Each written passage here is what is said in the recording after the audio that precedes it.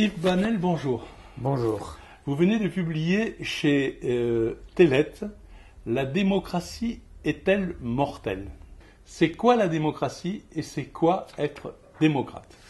Alors, être démocrate, c'est être capable de maîtriser ses contradictions, ses peurs, de maîtriser ses haines et être capable de débattre pour élaborer des réponses qui transigent entre différentes opinions. Quant à la démocratie? La démocratie, c'est être démocrate, tout simplement. C'est mettre le démocrate en position d'exercer sa capacité de dialogue et de débat. Quels sont les relativismes qui remettent en cause la démocratie? Vous parlez dans votre ouvrage d'une citation de Lacan, « Pas de bonheur sans bonheur ». Oui, ce que veut dire Lacan, c'est que le débat est propre à la démocratie et que le débat suppose des opinions contradictoires. Le problème actuellement, c'est que, comme tout se vaut, toutes les valeurs se valent et donc on manque de conviction pour défendre ces valeurs. Il n'y a plus de valeurs. D'ailleurs, en maçonnerie, est-ce qu'il y a des valeurs? Je n'en suis pas sûr. Vous dites dans votre ouvrage que, je cite, que notre société est devenue une société sans histoire. Est-ce que vous pouvez nous en dire un petit peu plus? Je reprends une idée qu'avait exposée Pierre Nora il y a 30 ans, en disant que nous étions une société sans histoire qui multipliait les lieux de mémoire. Parce qu'évidemment, en mesure que l'histoire disparaît, on a besoin de lieux de mémoire pour se raccrocher. Il faut bien voir que chaque homme a tendance à remonter vers ses origines, vers sa souche, vers son identité, vers ses dieux, et donc vers son histoire. Or, aujourd'hui, nous sommes une société sans histoire. D'ailleurs, on dit que nous sommes une société sans frontières, et ce sont des frontières anthropologiques notamment qui disparaissent. Non seulement les frontières terrestres, mais les frontières anthropologiques entre la vie et la mort, entre l'homme et la femme, entre les sexes, entre l'homme et le surhomme, etc. Alors, les gilets jaunes, est-ce que c'est du populisme et de la démagogie, ou ça représente une aspiration à plus de démocratie, selon vous?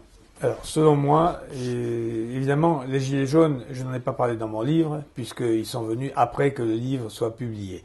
Mais si vous voulez, c'est intéressant parce que tous les ingrédients qui ont donné naissance aux Gilets jaunes figurent dans la première partie de mon livre.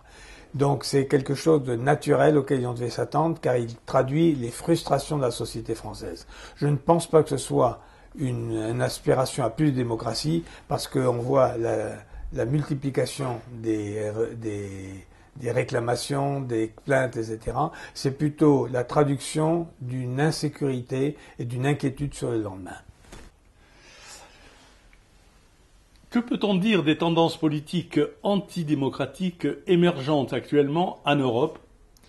Je pense que c'est un phénomène très profond, puisque déjà dans le Journal of Democracy, qui a fait une enquête sur la démocratie dans les pays européens, en Australie, en Amérique, dans tous les pays européens, ils sont arrivés à la conclusion que malheureusement, plus on descendait la pyramide d'âge, et moins la démocratie était attrayante pour les jeunes. Oui, alors la raison est que les gens n'ont plus confiance. Ils n'ont plus confiance parce qu'ils ne se reconnaissent pas dans les représentants, et surtout parce qu'à partir du moment où ils lisent tous Internet, chacun voit l'opinion qu'il veut bien voir, ils ne savent pas lire Internet, et donc c'est le domaine de toutes les fantasmes, de toutes les fake news, de toutes les théories, et donc à partir du moment où chacun a sa vérité, il n'y a plus de discussion possible, il n'y a plus de débat. Donc c'est la fin de la démocratie. On a dit, la gauche n'a pas le monopole du cœur. Est-ce que la droite doit seule avoir le monopole du contrôle migratoire? Je crois que c'est Jacques Julliard qui, dans un article de Marianne du 8 novembre, a répondu le mieux. Deux sentiments dominent actuellement, l'insécurité et l'immigration. Le chômage, jamais absent, ne vient qu'après.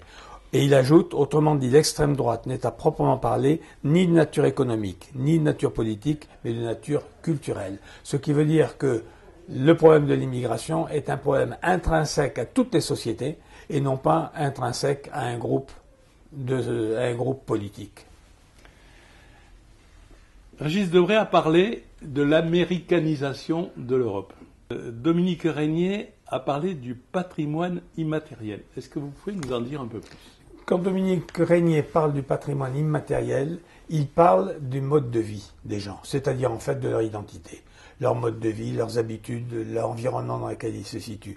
Et c'est là qu'on voit la séparation entre les everywhere et nowhere. Je crois que c'est un journaliste anglais qui a fait cette distinction entre ceux qui sont du monde entier et ceux qui sont d'un lieu de leur village, de leur région. Et c'est un petit peu ce qu'a déjà traduit dans la France, la fracture de la France. Rôle du numérique, du tout média, des biotechnologies dans la crise de la démocratie. Je pense que réduire la crise de la démocratie à des questions simples telles que le rôle du marché ou la crise du numérique est trop simpliste. Il faut aller beaucoup plus loin dans les explications. Il faut se demander où se trouve. Il faut se demander quelle est l'importance du biopouvoir, quelle est l'importance du numérique, effectivement, quelle est l'importance des nouveaux médias, mais il ne faut pas réduire ça à une cause. C'est un ensemble de causes qui balayent ou qui ont balayé notre environnement mental d'il y a quelques années. Comment parler du temps long à une époque où seul compte l'urgence? Est-ce que le temps long peut être une solution au relèvement de la démocratie? Le temps long ne peut pas être une solution, mais le temps long suppose la réflexion au détriment de la réaction. C'est ça qui est important. La deuxième chose importante, c'est que nous avons affaire à une génération essentiellement individualiste et qui promeut la société du désir et même du désir immédiat. Donc, si vous voulez, c'est une réflexion qui nous amène à réfléchir plutôt qu'à réagir. Or, le rôle des médias actuellement, c'est d'amplifier les réactions au détriment de la réflexion. Et donc, chaque fois que nous réfléchirons dans le temps long, nous avons tendance à prolonger la réflexion, à essayer d'analyser les choses plutôt que de réagir instinctivement sur des instincts ou sur des réactions émotives. On vient de lancer le grand débat. Qu'est-ce que vous en pensez? Allez-vous y participer? Je pense que le grand débat est une réaction politique, purement politique, à un événement politique auquel personne ne comprend rien et qui permet d'essayer de mettre un peu d'ordre dans des idées qui partent dans tous les sens.